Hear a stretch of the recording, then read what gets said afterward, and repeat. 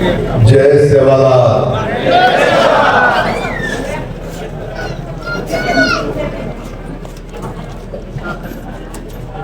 से ठीक दाखव सर।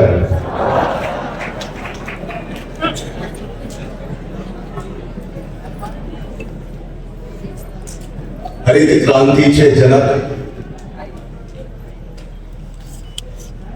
महाराष्ट्राचे सर्वाधिक काळ राहिलेले मुख्यमंत्री,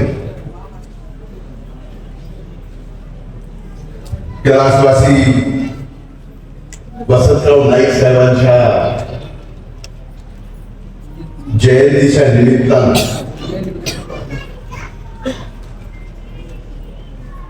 होत असलेल्या या कार्यक्रमाला उपस्थित राज्याच्या मंत्री सन्माननीय पंकजाताई मुंडे, खऱ्या अर्थानं धर्मगुरू आदरणीय आमदार बाबूसिंग महाराज राठोड, मुसळधोणी इथं आलेल्या माझ्या जिवलग सहकार्याच्या पत्नी सो मोहनीताई इंद्रनील नाईक, इथं उपस्थित आदरणीय बलिरामजी पवार साहेब, आदरणीय काशीनाथरावजी राठोड साहेब, DS राठोड, अजयजी मुंडे, अंकुश जाधव, अजयजी राठोड, वसंत राठोड, विलास राठोड, शिरसाळ्याचे नवनिर्वाचित लोकनियुक्त सरपंच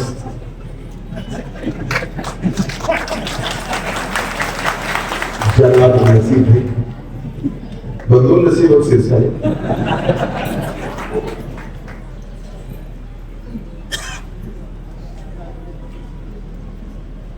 शरदजी राठोड, विष्णू राठोड, पप्पू चव्हाण, अंकुशजी राठोड, शहाजी चव्हाण, व्यासपीठावर उपस्थित आपल्या समाजातील सर्व सन्माननीय नेते आणि इथे उपस्थित मारो गोरमाटी माता बनून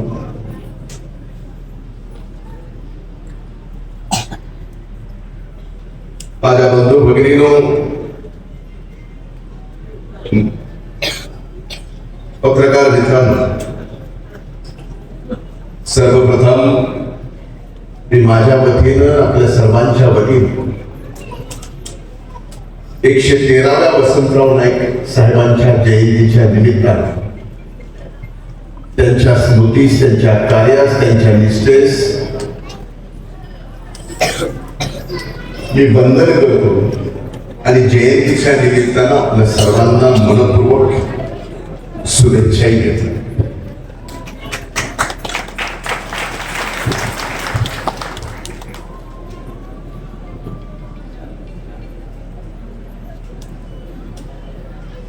हा नाईक परिवार ज्या गबरे राजा खेळ करायला आवाज कमी जास्त काही नाईक परिवारावर खऱ्या अर्थात ज्या जगदंबेनं आशीर्वाद दिला तो आशीर्वाद एवढा मोठा आहे की महाराष्ट्रात आजपर्यंत कुठल्याही मुख्यमंत्र्याला लाभला नाही. 11 वर्ष ते कैलासवासी वसंतरावजी. आपण वेगवेगळ्या त्यांच्या असंख्य कामाचे उदाहरण देतो, पण त्यांचा सारखं खणखर नेतृत्व या उभ्या महाराष्ट्राला नाही तर देशाने सुद्धा पाहिलं नाही. कारण त्या 11 वर्षाच्या काळात सर्वात भयंकर गोष्ट काय झाली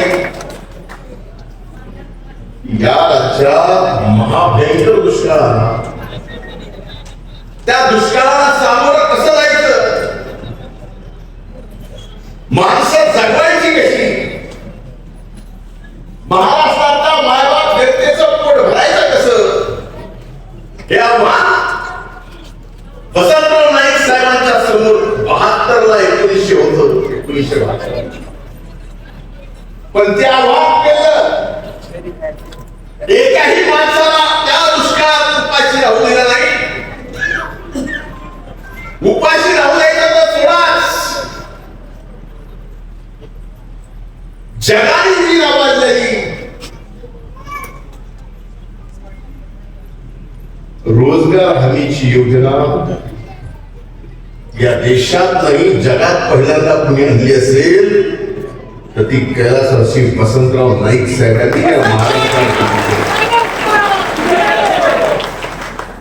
आणि ज्या वेळेस त्या दुष्काळात MREGS मध्ये काम करत असताना, त्यावेळेसच्या EGS मध्ये काम करत असताना माणूस कामही करायचा, त्याच्या हाताला रोजगारही मिळत होता आणि पोटाला भाकर सुद्धा मिळत होती. ज्या वेळेस ही योजना जगभरात प्रसिद्ध होऊ लागली, जगातले अनेक देश आणि त्या देशातले सरकार या वसंतराव नाईक साहेबांनी महाराष्ट्रातल्या मायबाप जनतेसाठी दुष्काळात चालू केलेल्या EGS योजना बघायला येते आपल्याला. ही किमया वसंतराव नाईक साहेबांनी स्वतःच्या कणखर नेतृत्वात या महाराष्ट्राला दिले. फक्त दुष्काळाला सामोरे गेले नाही, हा महाराष्ट्र दुष्काळात बाहेर काढला. दुष्काळात महाराष्ट्र बाहेर काढून दुष्काळातले मुख्यमंत्री म्हणून ते प्रसिद्ध झाले नाही. त्या दुष्काळाला सामोरे गेल्यानंतर पुन्हा या महाराष्ट्रात असा भयंकर दुष्काळ आला नाही पाहिजे म्हणून हा महाराष्ट्र हरित केला. आणि या महाराष्ट्राचे हरित क्रांतीचे जनक कोण, तर त्यांचं नाव कैलासवासी वसंतराव नाईक.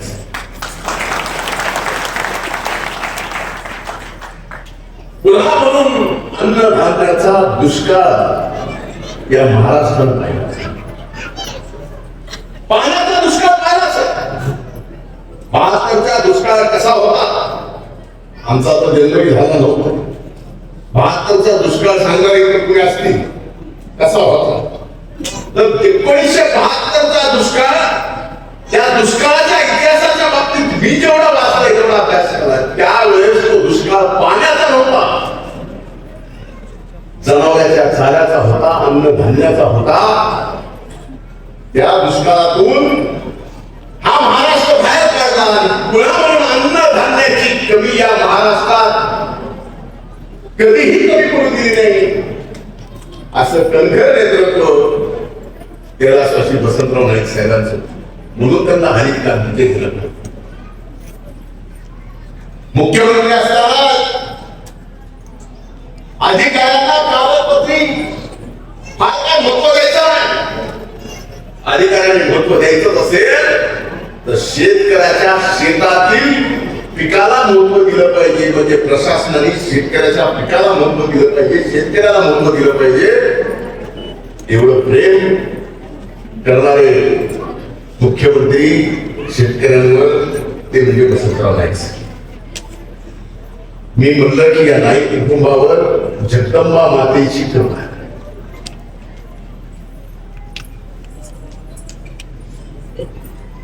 घरातले वसंतराव नाईक साहेबांनंतर स्वर्गीय सुधाकरराव नाईक साहेबांना सुद्धा महाराष्ट्राचं मुख्यमंत्री होता आलं. या कुटुंबावर जगदंबेचे आशीर्वाद आहेत. हे तर आता तुम्हाला पटलं का नाही?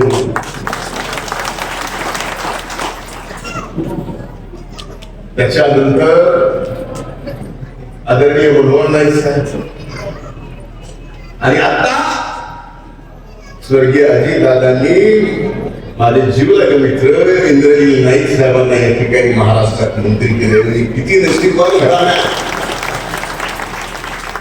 अभिजित महाराज, आम्ही किती नशीबवान दोघं जण आहोत आम्हालाच माहिती. पण हे घराने किती मोठं आहे. हा जो जगदंबेचा आशीर्वाद आहे. आज तुम्ही पूजक आहात, आम्हा दोघांना सुद्धा आशीर्वाद द्या.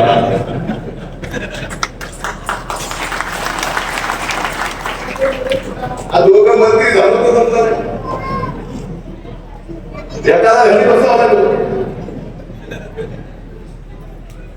पण एक नक्की आहे, पंकजाताई असो, मी असो, माझे असंख्य सहकारी असो, पण प्रतिष्ठेपेक्षा तुमचं आणि माझं नातं हे आगळं वेगळे जे कधीच तुटू शकत नाही.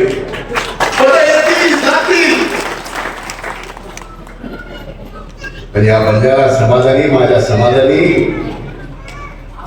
एवढ्या निष्ठेने सोबत राहिले. या निष्ठेची तुलनाच दोन वाक्यात सिंधीमध्ये सांगायचं झालं तर या समाजाची निष्ठा कशी असेल, जी निष्ठा आमच्यामध्ये दाखवली. ती निष्ठा म्हणजे मैदान में हारा हुआ बाद में कभी भी जीत सकता है, लेकिन जो अपनों का साथ निभाता है वो जग में कभी भी हार नहीं सकता. वो ये म्हणून तुमचं माझं नातं हे सांगायची गरज नाही. तुम्ही ब आहात, आम्ही ब आहोत.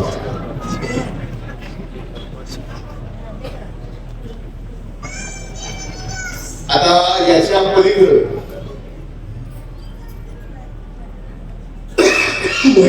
सांगितलं, गुजरात, कर्नाटक, तेलंगणा, महाराष्ट्र, तसं बंजारा समाजाचं, तसं बंजारा समाजाचं इथं एनटीडी, तेलंगणा एसटी ही परिस्थिती. मी स्वतः, आपण साक्षीदार आहात, ज्यावेळेस बीडला मोर्चा निघाला, त्या मोर्चात मी तुमच्या सोबत रस्त्यावर बसलो नाही. आपल्या मागणीच्या बाबतीत हमखाम बोललोच नाही. ही वस्तुस्थिती आहे. आज हा समाज पूर्णपणे बदलतो. आजच्या कार्यक्रमाच्या निमित्तानं अगोदर उशीर झाला. एक वचन आपण घेऊ. कैलासवासी वसंतराव नाईक साहेबांच्या या जयंतीच्या निमित्तानं आपण सर्वजण एक वचन घेऊ. 4 गोष्टी. एक, आपले प्रत्येक तंडे हे व्यसनमुक्त करण्याचं पहिलं वचन घ्यायचं.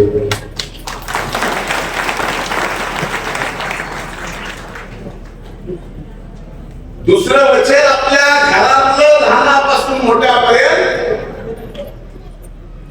कुणीही अशिक्षित राहायचं नाही.